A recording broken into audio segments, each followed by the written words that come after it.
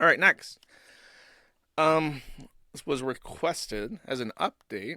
I did a whole stream on Archie Battersby. Very briefly, he was a little kid. He died under mysterious circumstances. It is hotly disputed if he attempted to take his own life or he was simply doing some kind of stunt for TikTok. And as a result, he incorrectly hanged himself.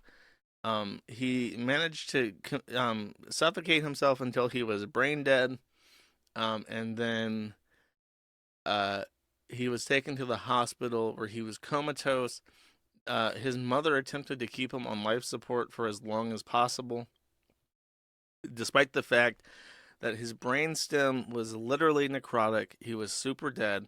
I think the report from the medical doctor in regards to if they should terminate his life support was something to the effect of, Archie has been dead for a long time.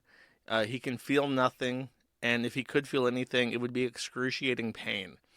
So, based on the medical recommendation, he was taken off life support against his mother's will, because she believed that the random gurgling and twitching things that he did were signs of life and a recovering central nervous system, which is absolutely fucking preposterous. The whole thing was really quite tragic, and she is still trying to grift off this kid's death, which is even I won't say even more tragic, but it's pretty trash. It's pretty fucking white trash.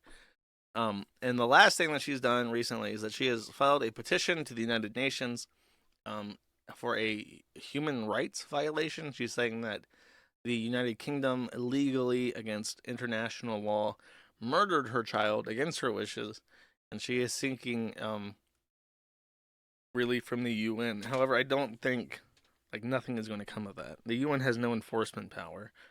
Um, I guess the best you could hope for is for them to say that she's in the right, but I really, really doubt it. The UN is kind of lax about these things. Uh, I think in regards to euthanasia, there is not like a consensus that all euthanasia is bad, especially when you're just taking a um, dead body off life support so that its vitals end. I don't think that's what the case, but that's the case in regards to this. The lawyers involved in this are scum. I don't know if you're specifically referring to the lawyers of this case and how they've acted, because I don't follow this too closely, or if you're just saying in general a lawyer representing like a bad cause is scum. Um, I don't know. I'm kind of probably more generous to lawyers than I should be, but I very firmly believe that if someone has a grievance and they wish to pursue that, they should be able to readily find counsel willing to do what in the U.S. we would call a zealous defense of their client's interest. If people, if lawyers are permitted or expected to be morally indignant and very picky about clients and expected to inject their own opinions into stuff, that's a really bad precedent.